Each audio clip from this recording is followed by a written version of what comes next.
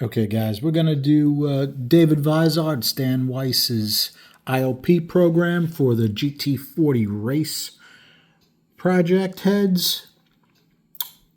First things first is you need to get all the information on the heads. Okay, the shapes, the sizes, the throats, the CCs were 170 cc on the intake, 57.5 cc on the exhaust, 64 cc chambers. I did pay a lot of attention trying to keep that chamber tight.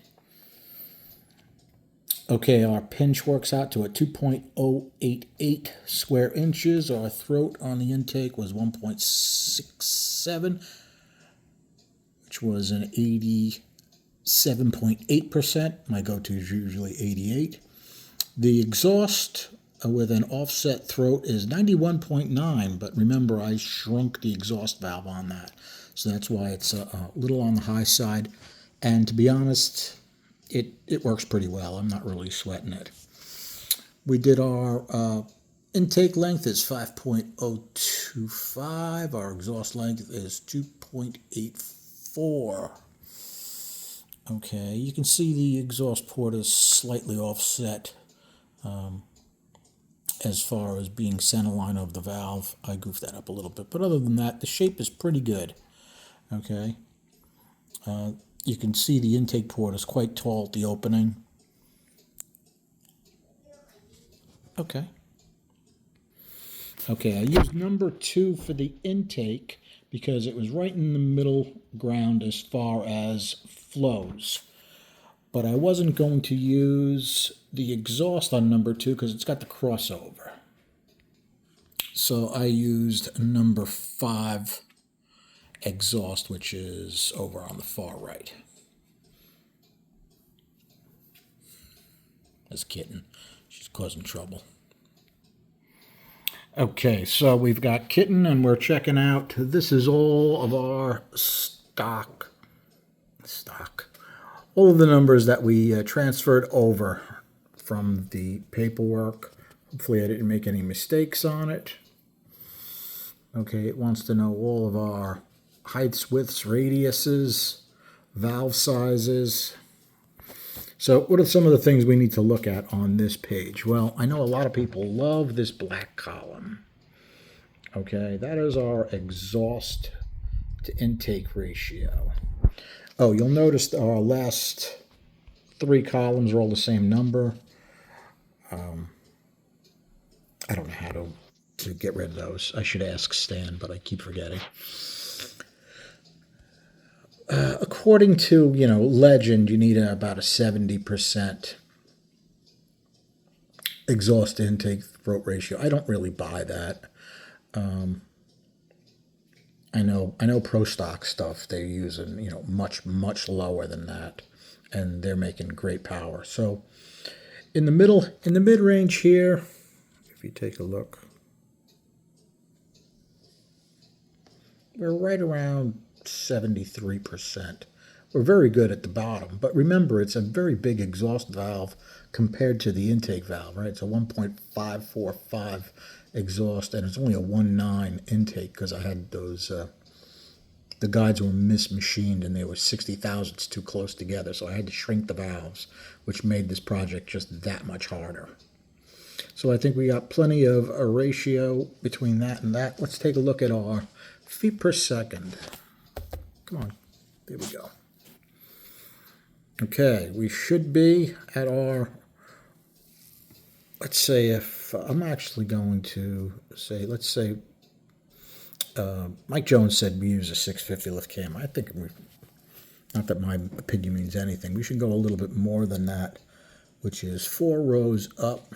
1, 2, 3, 4. We are 298.1 feet per second on the intake. That's pretty darn close to our goal, right? It should be very close to 300. And our exhaust is a little fast, which is amazing because it's a huge exhaust port. But I'll take it as a win.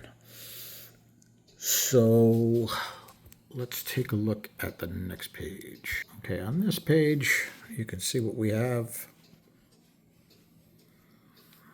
And we have our swirls, right?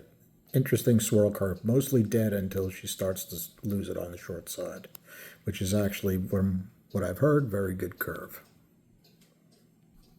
Okay, now on this computer, this is actually the upgraded. This is the latest version, 4.5.0. Stan was kind enough to give me the latest version, and we're going to compare it to a stock E70E. Now, I don't know who measured this. It was on this program when I got it, but it looks pretty close. Now, we're going to go, so that's test number 1 is the E7. Test number 2 is the GT40 Race. So we're going to compare 1 to 2. We're going to do a CFM, and you hit calculate. That gives us our numbers here. Okay, that's our calculated numbers. And let's take a look at graphically. It's much better to look at graphically. Huge difference between a stock E7 and these done-up GT40s. Now, these are 6C. Oh, I can't remember what number they were. You'll have to look back on an earlier video. I can't remember what the numbers are on that head. In any case, our blue intake thick line for our GT40 looks pretty good, right? You can see we have this blue line. That's the 0.25D line. Okay, right after that, we definitely close off. And on our red, same thing, right?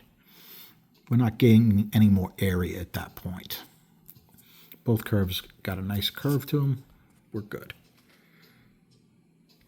Okay, CFM per square inch. You can see my valve job is way better than the stock Ford valve job by a lot. Okay, you can tell because the entire curve has been raised, right? The exhaust is quite good, but it peters out a little bit. And these are relatively flat. If they came up more, TV says that's due to the bias in the port. Now, these ports were very limited due to casting thickness, so I wasn't able to do that. Okay, SAE, coefficient of discharge, very similar to the last curves in all reality. Okay, port velocity, pretty telling.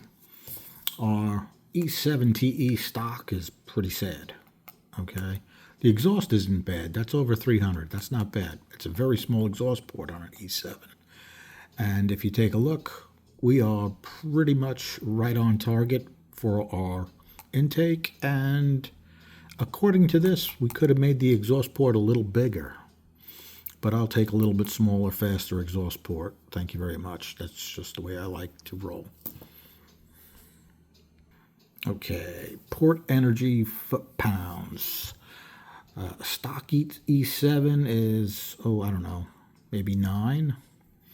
And at the same lift, we are probably about 20. So more than double the energy. Nice. Okay, the more energy we have there, the more we can ram the cylinder. Remember, it's velocity squared. So we want good velocity, but if we go too fast, it'll choke. So we kind of have to keep it right around between 320 and maybe 280, something like that. We got to keep our intake speed. So, well, at least with the 28 inches of water measuring, right? As far as our exhaust, a stock E7 was, what, maybe 5? And here we're not quite 10, like 9 and change. So it's still almost double as far as energy. And that's with a really fast exhaust port. If we made that port bigger and slower, this curve would drop. At least I believe it would drop. If you guys know better, let me know. Okay, I always like port energy density. It takes out the length of the port in the equation. So you can compare basically any two ports to each other. Okay? Same thing. Notice how much better our GT40 is as far as port energy on the intake and the exhaust. Okay? Yeah, 30, almost 30. little bit lower on the intake than I would have liked. I would have liked to see better than 23 and change. Okay, effective velocity is the velocity at the valve seat itself. Okay, we're almost 400 at very low lift. That means we've got the venturi happening pretty well around the valve. Okay, that's strictly valve job stuff. But even notice our stock E7 really isn't bad. It's 350, right? But we're better everywhere on those curves. Okay, E7 swirl curve. Starts out with a lot of swirl and gets less. We start out practically nothing, and then we crank up. This is a better curve. Why is it better? Because instead of wasting energy on swirl at this point, we're using that energy to fill the cylinder.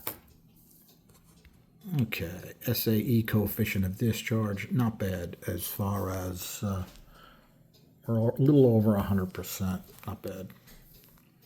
Of course, it drops. You can see where we have our 0.25D lines, right? And we do flatten out. Actually, our exhaust goes down, which is not great. These are a bunch of new features. I don't really know that much about them or anything about them, but Stan put in percent flow change. Okay, test 1's E7, test 2 GT40. So it's comparing those two. This is how much a change we have between the two. Okay, percent CFM per square inch change. Kind of similar curves to what we just looked at. As far as I'm concerned, pretty similar. Okay, that's SAE, coefficient of discharge change. Okay, percent mean port velocity change. Big differences on that chart right there. Okay, percent swirl change. Remember, the E7 had way better low lift swirls. So I do not know how to read that graph. Percent effective SAE CD changes. Interesting. Percent effective velocity change. Okay. Percent port energy change. Huge change on the exhaust energy, right? And this is our percent port energy density. Similar curve, but even more drastic. Okay, let's see what it says. Now, we're not going to touch our Mach number. Okay. We're going to take a look at our mean port area. Now, that's calculated by the program itself, right? Our bore and our stroke for a 292. It should be 292, 292.9. Yep, we're good there, right? Peak horsepower, RPM, 7,850, which sounds about right. Shift RPM, 8,400, which is pretty much right what we were talking about. Okay, we got a 12.5 compression. DV says we should probably crank that up to 13 or better. Mean piston speed is 3,755, very doable, not a problem. Remember, short stroke. Okay, that's the advantage of the short stroke. You can really push the revs because it reduces your piston speed. Okay, CFM, peak lift 259. Best torque output, 450. Cylinder head port limitations, 592. Cylinder head airflow, horsepower limitations, 593. Torque per cubic inch, 1.5. Torque per liter, 93.7.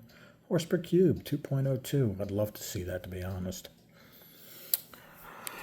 Do I think it'll make it? Well, I think it'll be a little bit less than that, but